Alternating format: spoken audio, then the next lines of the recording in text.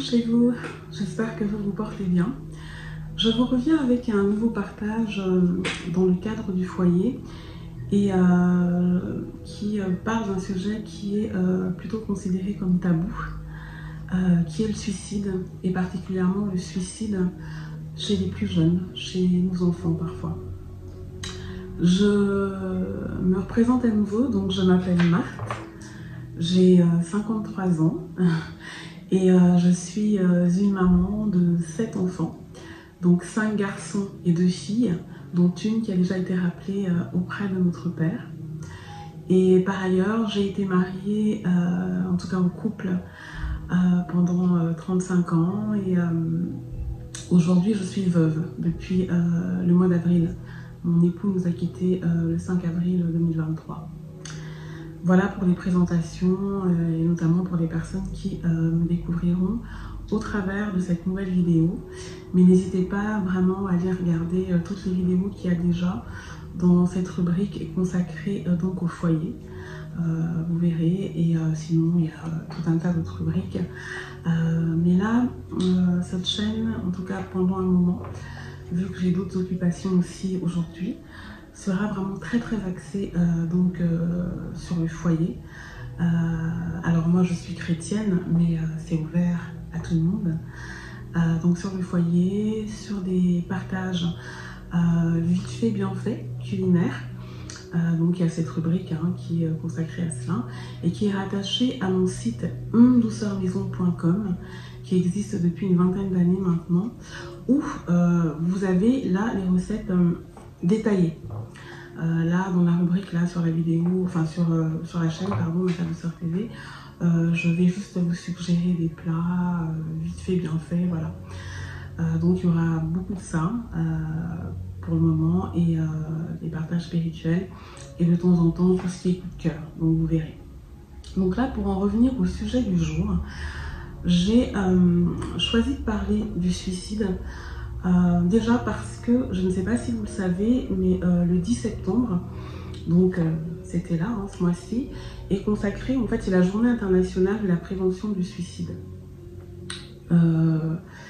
Et c'est vrai que c'est un sujet dont on parle peu, qui plus est lorsque l'on se distingue dans la société, lorsque l'on se dit enfant de Dieu, on croit en Dieu, etc.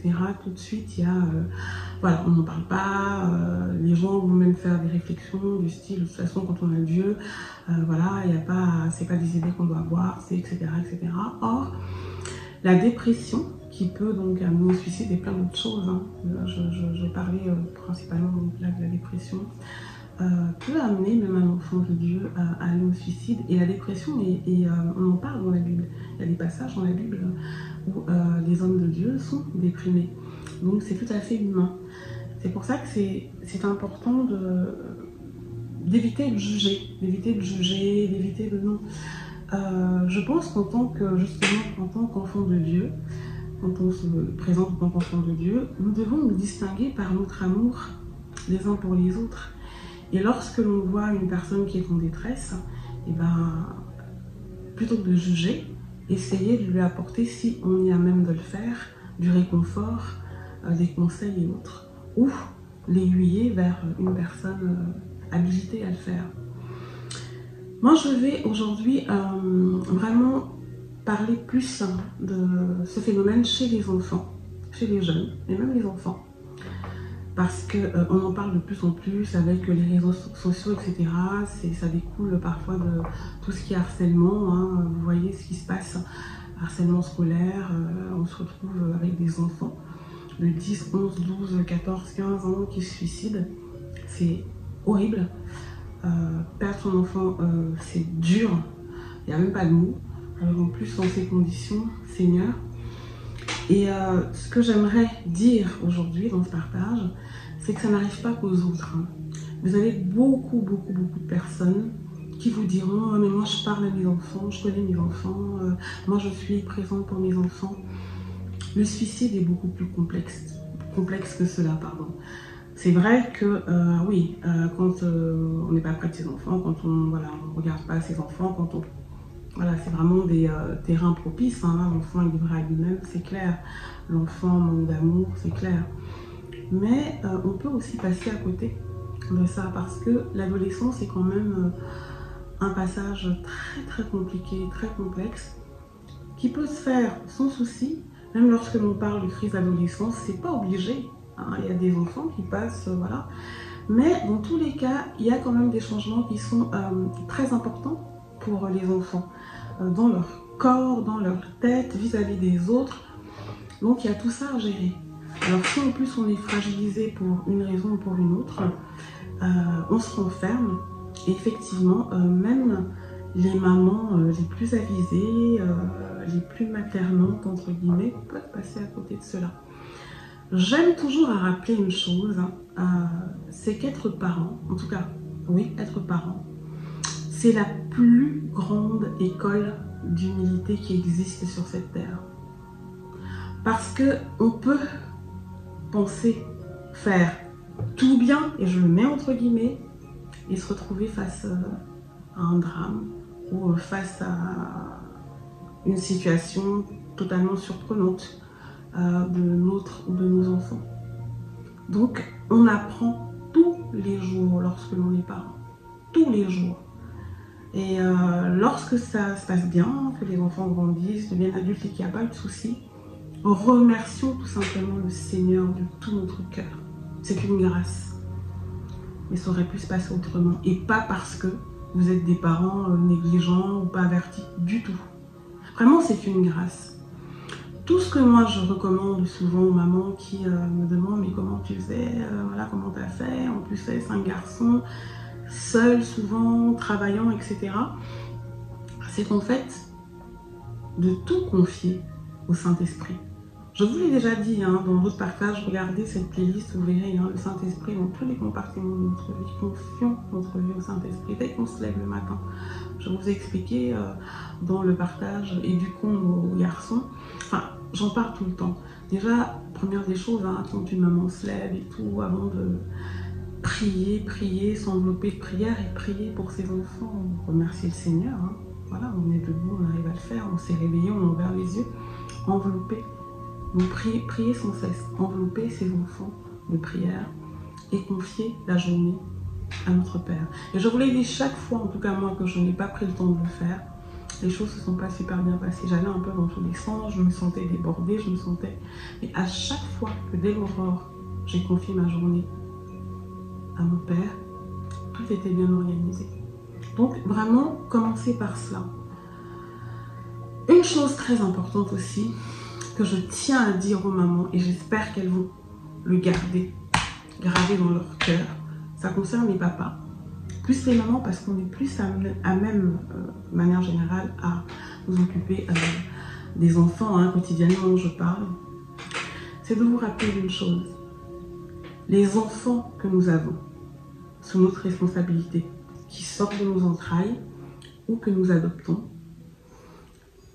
il n'y a pas de hasard avec notre Père Céleste, vous le savez, le hasard n'existe pas. Le hasard, à la limite, c'est Dieu. À partir du moment où il vous a confié ces enfants que vous avez, parce que ce sont d'abord ses enfants à lui, alors ses enfants à lui, S-E-S, ces enfants que vous avez, C-E-S, donc à partir du moment où il vous les confie, c'est parce qu'il sait que vous êtes la meilleure personne sur Terre, après lui, pour élever, éduquer ses enfants, les élever. C'est vous. Il vous a choisi, vous, pour ses enfants particulièrement. C'est comme ça.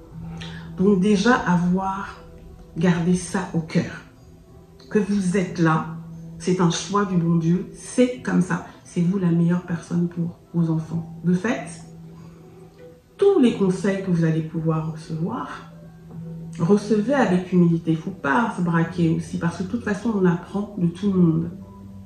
Recevez avec humilité, mais avec cette hauteur, que dans tous les cas, vous êtes la mieux placée pour savoir ce qui va, ce qu'il faut, comment éduquer vos enfants. Dieu vous a fait confiance, à vous de lui faire confiance en le laissant diriger justement cette éducation.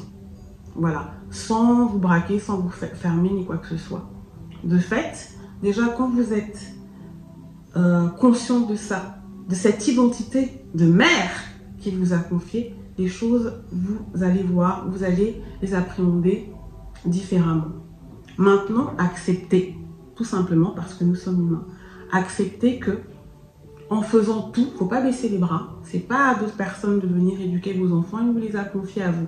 C'est pour ça que moi, si je pouvais donner un conseil, je ne sais même pas si c'est un conseil, en tout cas moi je l'ai vécu comme ça. J'ai toujours demandé au Seigneur, même s'il n'y avait qu'une boîte de sardines, ça nous arrivait à manger, du pain à partager, que mes enfants ne soient pas enlevés et je ne veux pas les confier. Je ne les confierai à qui que ce soit. J'ai eu des mains tendues. Non mais la marque, tu es seule avec eux, tu es dans une situation, etc. Je peux t'en prendre un ou deux. Non. Parce que ces enfants que l'on confie, dans leur cœur, d'une manière ou d'une autre, se sentent quelque part abandonnés. Pourquoi moi? Pourquoi pas mes autres frères, mes autres soeurs? Pourquoi? Et puis pourquoi maman? Je vous dis, le Seigneur vous a confié ses enfants. C'est parce qu'il sait que vous êtes capable de vous occuper d'un, deux, trois, quatre. Comme moi, ça a été plus que ça. Il sait que vous en êtes capable. Faites-lui confiance. Faites-vous confiance, laissez-le diriger les choses.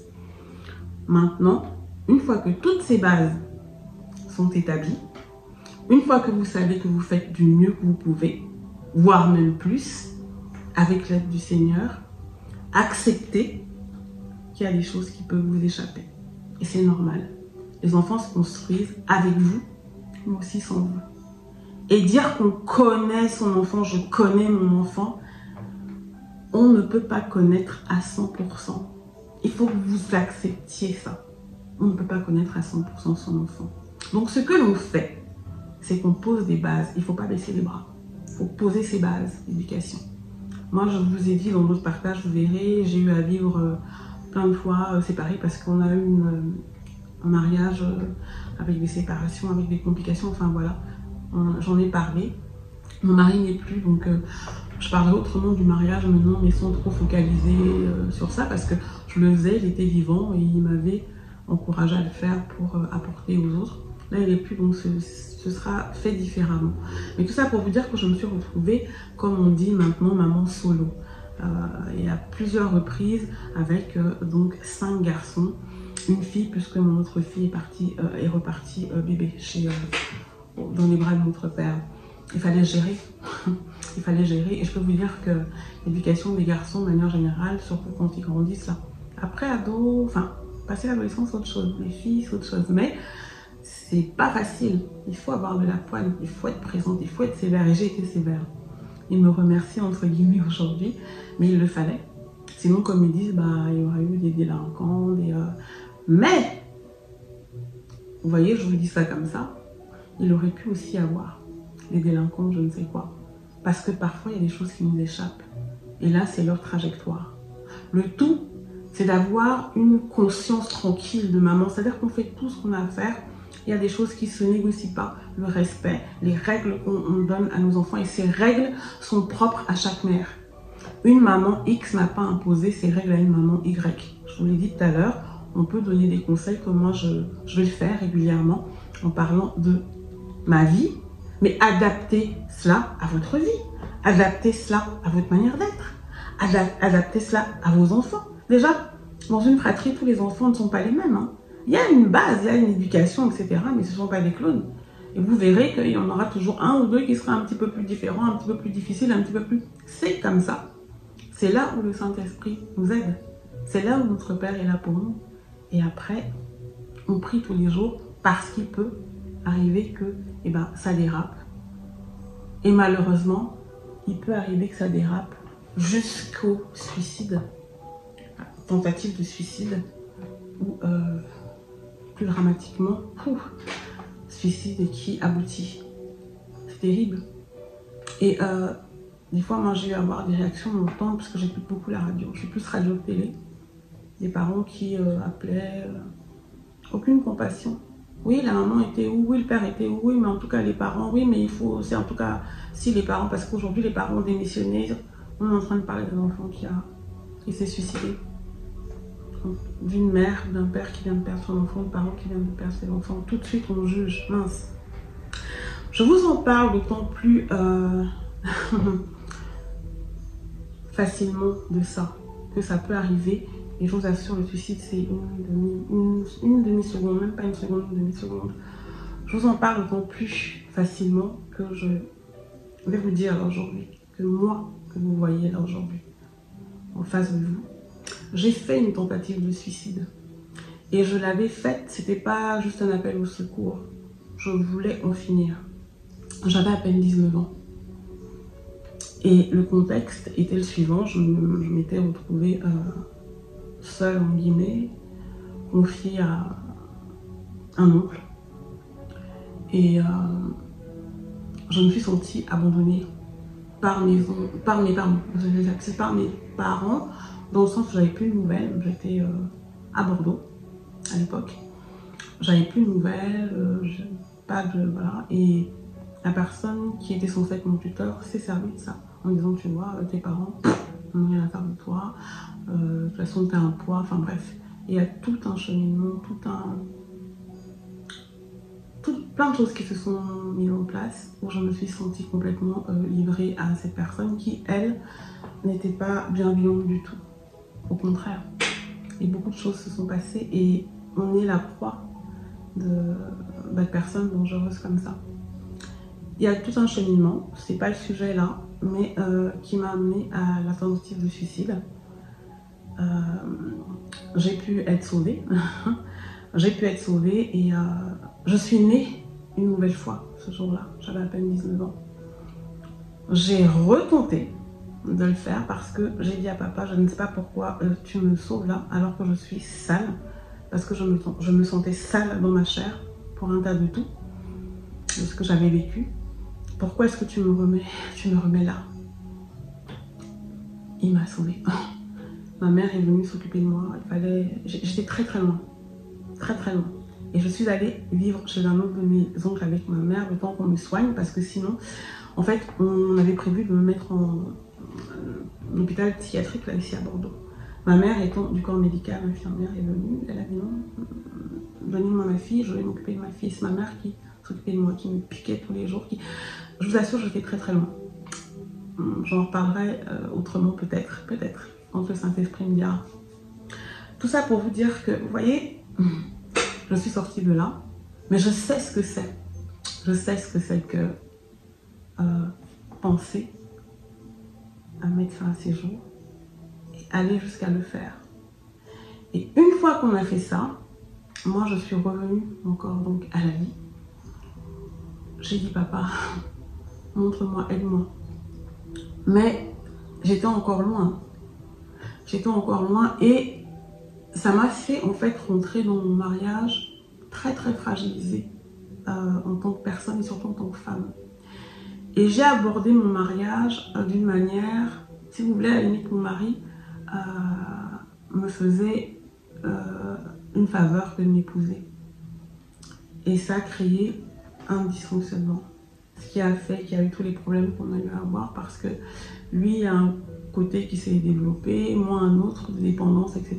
Et ça a donné quelque chose d'explosif et de destructeur, en tout cas pour ma personne. Donc, les conséquences sont énormes. Alors, le pire, c'est quand l'enfant ne s'en sort pas, parce que 19 ans à peine, on reste encore jeune, on reste un enfant. D'ailleurs, dans beaucoup de pays africains, on n'est même pas majeur, donc on est vraiment enfant. Et si on est majeur à 18 ans, on est toute jeune. Et donc, ça peut se faire un peu plus tôt, voilà. Mais tout ça pour vous dire que quand on s'en sort, entre guillemets, les conséquences sont longues. On se construit par rapport à ça. Et c'est pas évident. La seule personne en dehors donc des structures et qui sont super bien faites, hein, surtout ici en France, hein, et je pense dans beaucoup de pays développés, voilà, être confié aux personnes qu'il faut, mais ce sentiment de solitude, ce sentiment de vide, ce sentiment de... La seule personne en fait qui peut combler ça, c'est Jésus, c'est Dieu. C'est pour ça que c'est une grâce d'avoir Jésus dans sa vie. Et que je dis toujours que mais les personnes qui n'ont pas cette grâce, mon Dieu, comment sont-elles? Papa, aide-les, touche leur cœur, etc. Parce que on cherche, si on cherche le bonheur partout, on cherche. À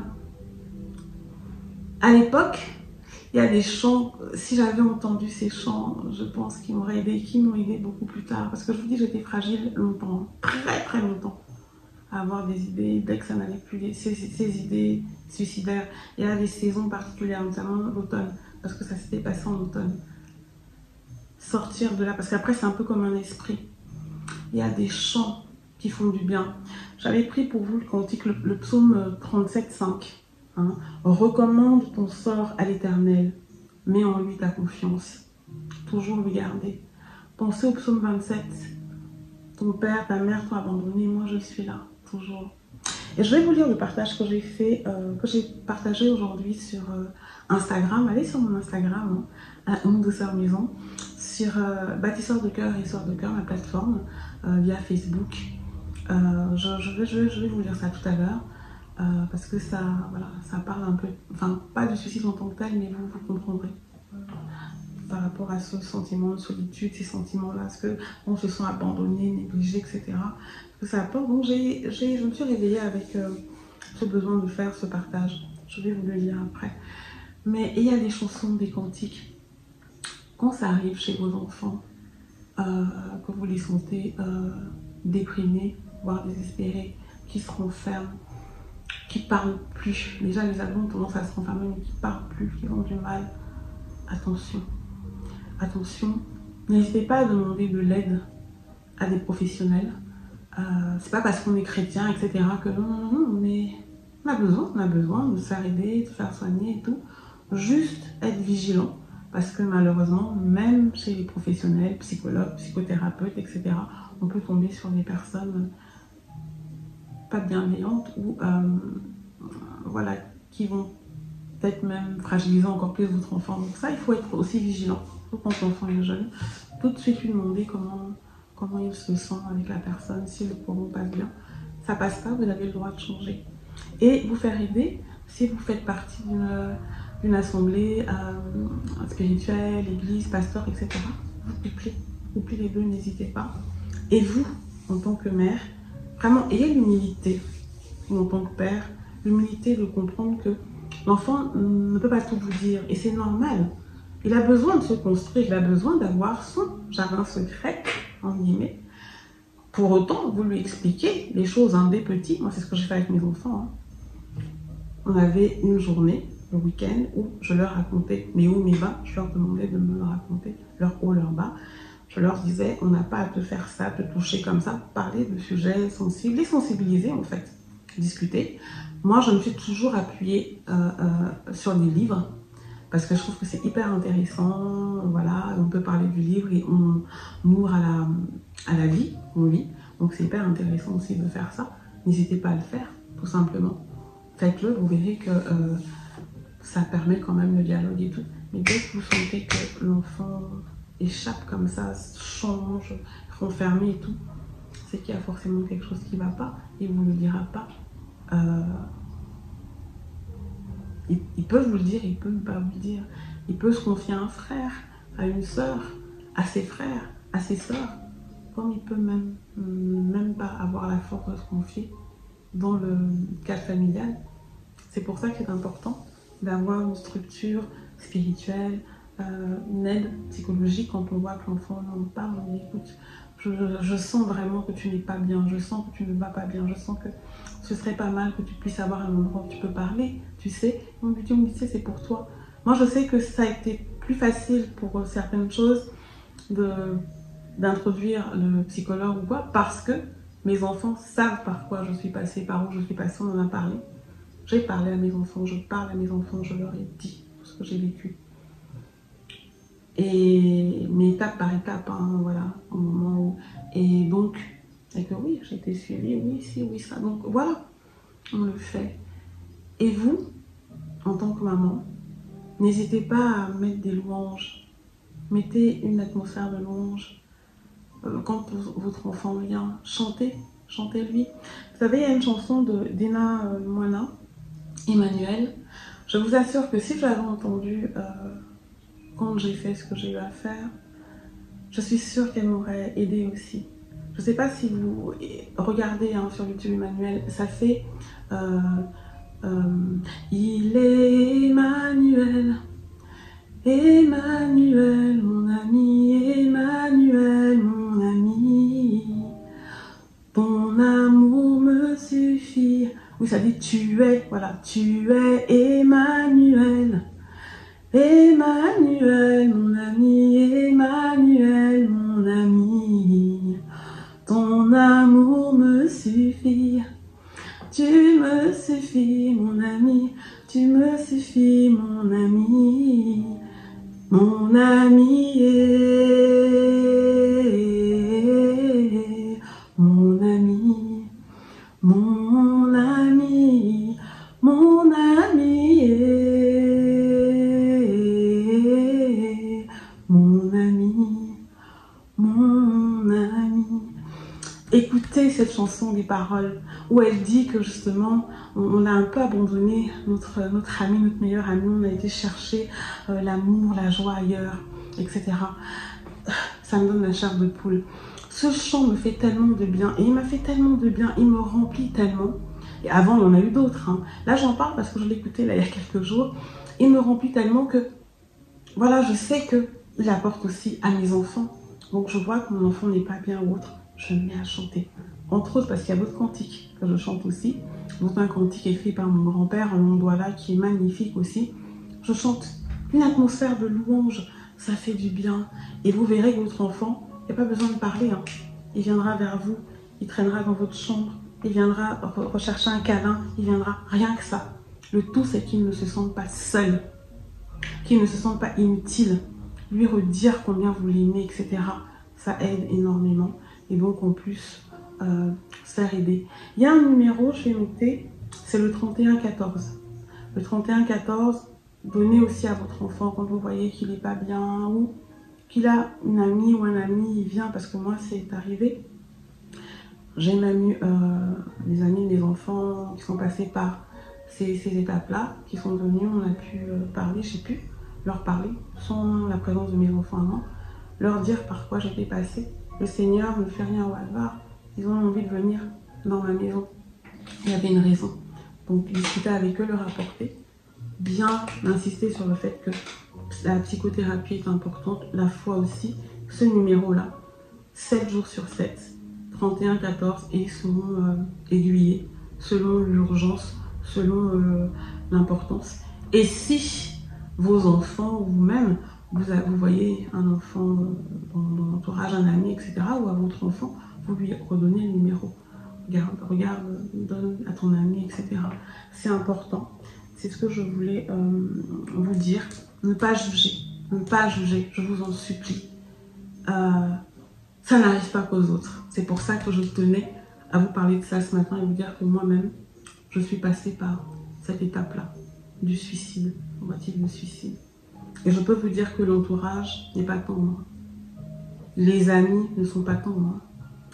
Vous entendez des choses, c'est pour ça qu'il faut se fortifier et se confier en notre Père, comme vous l'avez, en Jésus. C'est lui qui va vous relever, hein, indépendamment, donc si vous avez la grâce. Moi j'ai eu la grâce à l'époque d'avoir ma mère qui vienne, etc., qui remette un peu les pendules à l'heure, qui me fasse comprendre que mais non Marthe, comment tu peux penser, mais malheureusement oui, il y a des choses qui ont fait, bon on remet les choses, les parents ont fait comme ils ont pu à cette époque-là, on remet aucune rancune, hein. Mais ça peut venir de ça, ce sentiment d'abandon, etc. Je vais vous lire ce que j'ai partagé aujourd'hui. Je me suis laissée guider par le Saint-Esprit. Vous savez, ces partages que je fais, vous verrez, il n'y a pas vraiment de fil conducteur. Hein. Le Saint-Esprit est là, il guide. Hein. Il descend, vous savez, il change l'atmosphère. Hein. Il y a un transfert. Vous connaissez une autre chanson de Léna Mouena, hein, Saint-Esprit. Et c'est vrai. C'est vraiment tout ce que je fais, hein, je l'invoque. Hein. C'est important qu'il change, qu'il prenne possession des moments, des vidéos que je fais, des partages, des échanges que j'ai de plus en plus nombreux leur téléphone le soir. Je vous le dis d'ailleurs ici, vous pouvez m'appeler, je mettrai le numéro à partir de 21h, plutôt en semaine, je dirais 21h30, et je peux prendre une des personnes parce qu'il y a le travail aussi maintenant, donc voilà, et les week-ends, mais en semaine, je peux accorder du temps. Voilà. Alors, ce que j'ai écrit aujourd'hui. Heureuses toutes les personnes qui peuvent attester au plus profond de leur cœur, j'ai fait du Seigneur mon refuge. C'est le psaume 11, verset 1. J'ai fait du Seigneur mon refuge. Rien de plus terrible que de se sentir abandonné, ignoré, négligé, seul. Ce qui découle de cet état d'esprit est désastreux. Pire, totalement destructeur. Dépression, pessimiste, crainte inexplicable, système immunitaire affaibli et apparition de maladies graves. Et la vie n'est plus que résignation et désespoir, pouvant conduire prématurément à la mort. Donc, la maladie qui vous ronge, ça peut être ça, ou le suicide. Donc, qui peut toucher tout le monde. Et je vous dis, c'est une demi-seconde là. Moi, je me rappellerai toute ma vie comment les choses se sont passées. Hein. Et ça a été... Nul n'est à l'abri. Hein. Puissions-nous garder gravé au cœur, et ce, de jour comme de nuit, et en toute saison et en toutes circonstances. Quand je dis de jour comme de nuit, c'est dans sa vie. Qu'il pleuve, qu'il vente, qu'il tempête, qu'il y ait tel problème, pouvons-nous garder gravé dans notre cœur qu'un enfant de Dieu n'est jamais seul, et que plus que tout, il est aimé. Dieu nous aime. Il nous aime. Nous sommes ces créatures merveilleuses. Et en tant qu'enfants de Dieu, il nous aime plus que tout. Il tient à nous. Nous sommes précieux. Précieuses, précieux. Nous sommes précieux, précieux. Nous ne sommes pas là pour rien. C'est pour ça que c'est important de connaître son identité en Christ. D'avoir confiance. Alléluia. Il est important de prier pour être de ces personnes qui rappellent aux personnes qui n'en peuvent plus, qui sont fragilisées, comme je l'étais à un moment, cette vérité-là que je viens d'énoncer, au lieu de juger. Sachons ouvrir nos bras, serrés, sans jugement aucun. C'est ce que Dieu nous demande, de nous aimer les uns les autres. Dieu m'a ressuscité plein de fois, hein. Il y aura d'autres témoignages, je vous dirai comment, mais là, en l'occurrence, en ce qui concerne le suicide, s'il m'a permis de me relever de ça, alors que j'estimais que je n'étais rien, que j'étais sale, que je ne valais rien, et que je suis la femme que je suis aujourd'hui, vous pensez que c'est pourquoi? C'est pour apporter à d'autres femmes qui se sentent à un moment de leur vie sales, seules, nulles, comme des serpillères, et encore plus apporter aux enfants. Et j'ai commencé à le voir, hein, je vous dis, il y a des enfants qui sont passés par là, ou qui ont eu envie de passer par là, ou qui ont été sauvés, qui se sont ouverts à moi, pas qu'un, pas deux, pas trois, et c'est de plus en plus fréquent. Vous pensez que c'est parce que je suis Marthe et que oui, voilà, c'est écrit sur mon front, j'ai quelque chose d'exceptionnel. Non. C'est tout simplement parce que Dieu m'a consolé, fortifié, m'a relevé, m'a restauré pour que je puisse le faire aux autres. Et que c'est ce qu'il veut. C'est ce qu'il veut qu'on ait comme échange sur cette terre. Voilà ce que je voulais vous partager aujourd'hui. Un sujet tabou, mais il faut en parler. N'hésitez pas, moi, à m'appeler, je suis là. Les plus jeunes aussi. Si vous avez des enfants, n'hésitez pas. Et puis, si vous êtes en Gironde et tout, on pourra même se voir. Je vais vous montrer un livre là, bientôt le printemps. C'est un petit livre, ça se verra, hein, excusez-moi. C'est écrit en très gros. Vous voyez. C'est un livre, on met petit livre à l'usage des parents et des enfants face au suicide. En fait, c'est l'histoire d'un garçon, un petit garçon de 8 ans, je crois, parce que j'ai lu un moment, qui a perdu son père, suicide, et à qui on n'a pas dit la vérité. Donc voilà, tout est autour de ça. Comment est-ce qu'il réagit? Parce qu'il sent justement qu'on cache les choses, il ne faut pas cacher les choses, il faut savoir les dire avec les mots qu'il faut. Le Saint-Esprit nous aide pour ça, mais dire les choses. Qu'il n'y ait pas ce type de secrets qui sont très très lourds. Donc il y a des soucis avec sa maîtresse, avec sa mère et tout, et on montre comment faire justement pour aborder, même avec autour de cet enfant, pour aborder le sujet. Et ce genre de livre est intéressant et même indispensable. Moi, c'est vraiment celui-ci, s'il fallait que je vous en conseille un, c'est vraiment celui-ci, hein, de Cyprien en Roche et Elisa Vier. J'ai du mal à retenir le nom des auteurs, je suis désolée. Donc, mais c'est Jeunesse Harmattan, hein. Vous pouvez le trouver, demander à votre libraire, en librairie ou sur internet. Il coûte pas cher, hein, il coûte 7 €. Pourquoi c'est intéressant? Parce qu'en fait, là, c'est un cas particulier d'un enfant qui a perdu son père. Mais en discutant, même avec un enfant qui est dans la difficulté, ça peut être un enfant qui a perdu un ami, le suicide, hein, un ami qui s'est suicidé. Ça peut être un enfant qui a des idées suicidaires. En parlant de ça, avec le livre et tout, ça peut vous amener justement à aborder le sujet, à lui faire du bien et après aller vers les solutions dont je vous ai parlé tout à l'heure. Il y a un numéro, hein, le 3114, voilà, et il y a des structures, ne pas hésiter.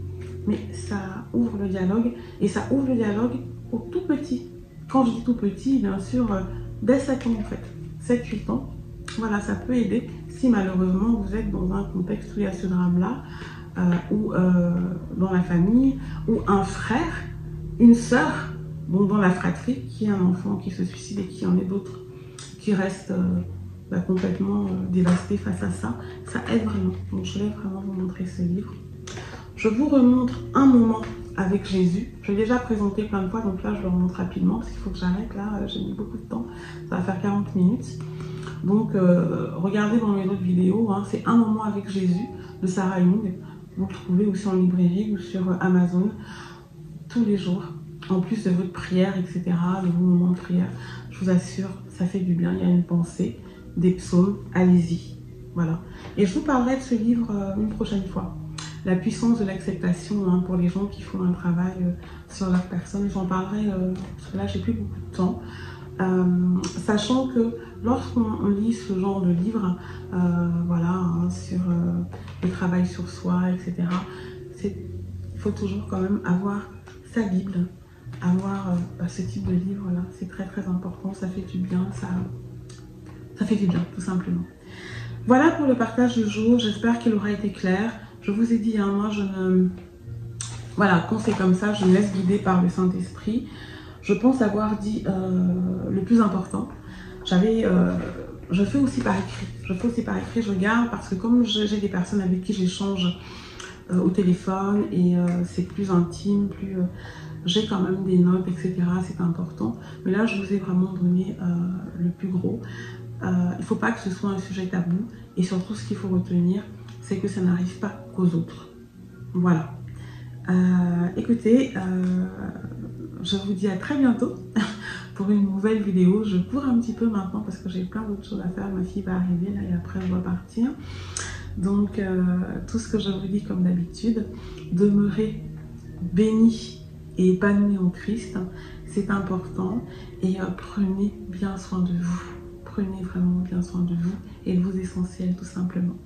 Merci d'avoir regardé la vidéo et n'hésitez pas à partager ces vidéos, à en parler autour de vous et puis à me contacter.